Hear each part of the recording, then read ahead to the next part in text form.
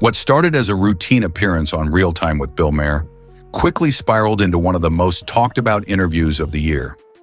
Meghan Markle had arrived at the studio expecting a typical discussion about her latest charitable initiative. She was poised, polished, and ready to promote a message of empowerment and advocacy. But within minutes, it became clear this wouldn't be a friendly conversation. Maher's signature smirk was present, but so was his trademark skepticism.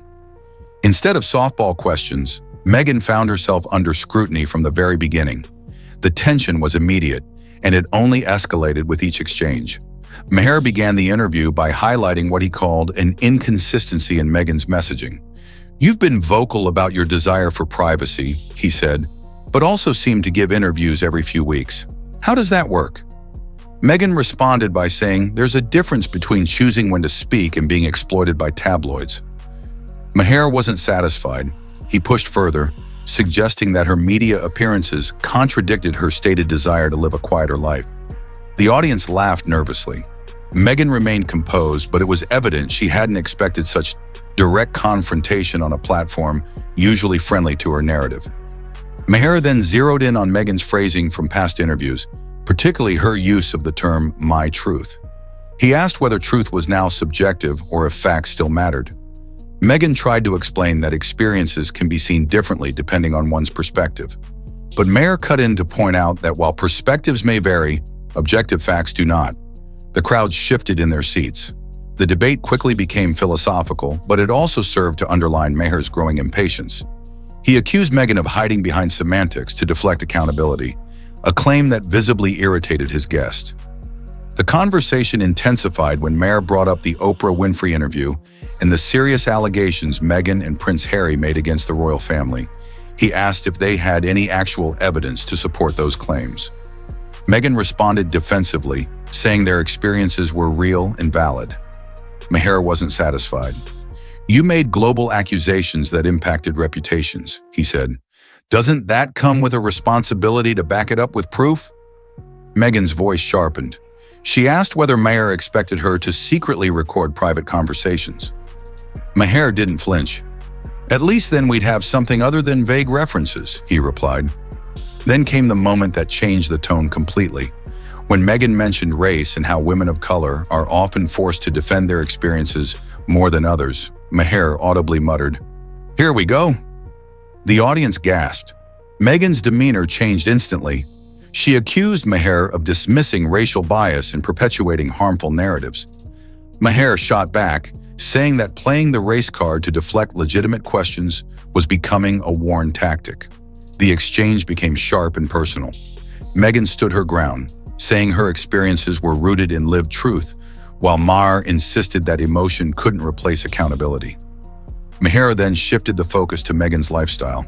He asked how someone who lived in palaces, had lavish weddings funded by taxpayers, and enjoyed global privilege could credibly portray herself as a victim. Meghan's voice rose, saying that no amount of money or status protects someone from discrimination or mental health struggles. Maher laughed dismissively, pointing out the irony of someone discussing being cut off while residing in a $14 million California mansion. The crowd was silent. Meghan accused Maher of minimizing trauma. He accused her of using trauma as currency. At that point, civility was almost entirely gone. The shouting started soon after. Meghan raised her voice, saying Maher was twisting her words and intentionally misrepresenting her message. Maher didn't back down. He said her narrative was built on contradictions and half-truths, and he challenged her to clarify. Meghan accused him of harassment. Maher countered that challenging public figures on public statements was not harassment, it was journalism. Meghan's frustration boiled over. She began standing from her chair, saying she wouldn't continue the interview if it was going to be a personal attack. Maher said it wasn't personal, it was just overdue honesty that no one else dared deliver. Things escalated further when Maher brought Prince Harry into the conversation. He asked whether Meghan's narrative was about healing or simply about dismantling her in-law's reputation to rehabilitate her husband's public image. Meghan exploded. She told Maher to leave Harry out of it. Maher pressed on, saying that Harry had gone from a respected veteran to a podcast producer and questioned whether Meghan had enabled a public takedown of his family. Meghan accused Maher of misogyny and of blaming her for her husband's choices. Maher replied that when your brand is built around public grievances, scrutiny is inevitable. At that point, producers began signaling from offstage. Security personnel slowly started moving into position.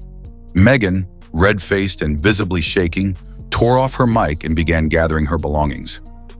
Maher remained seated, still speaking calmly as he addressed the audience and doubled down on his criticisms.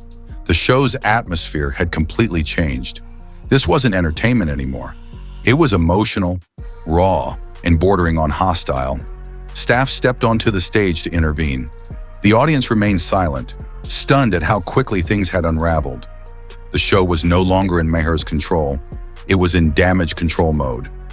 Meghan stopped briefly at the edge of the stage.